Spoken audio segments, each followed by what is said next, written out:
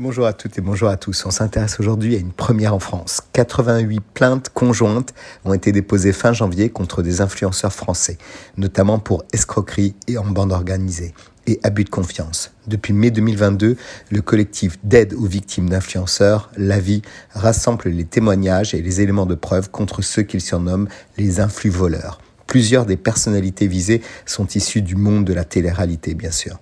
Ces derniers mois, ce sont plus particulièrement les arnaques de faux placements financiers sur Internet qui reviennent sur le devant de la scène médiatique et les affaires récentes, notamment autour de Magali Berda, qui ont permis de sensibiliser les internautes sur ces pratiques douteuses.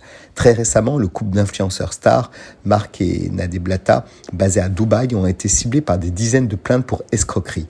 En cause, des conseils de placement matraqués sur leurs réseaux sociaux.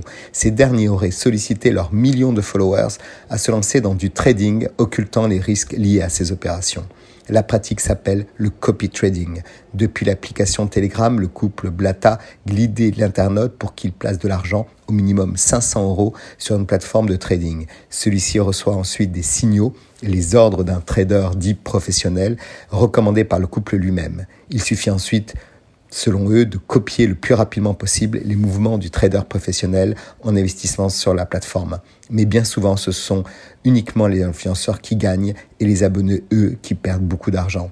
On peut citer aussi le dossier de transaction NFT que l'on appelle Honeymoon, inspiré du jeu de cartes Pokémon, qui a réussi à regrouper plus de 5000 investisseurs et qui a surtout conduit à un désastre. Face aux plaintes accumulées en France, les influenceurs basés à Dubaï utilisent pour la plupart le même moyen de défense. Ils n'affirment n'avoir aucun compte à rendre à la justice française, malgré les plaintes pour abus de confiance et escroquerie, et qu'ils ne s'adressent pas uniquement à des abonnés installés en France, mais aussi à travers tout le Maghreb et les expatriés émiratis.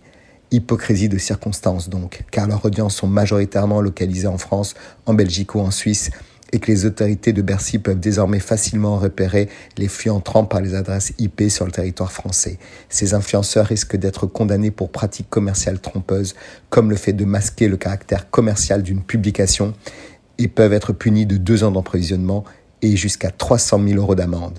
Il est temps pour chacun de se rappeler que l'argent facile n'existe pas, surtout dans le contexte difficile économique que nous connaissons.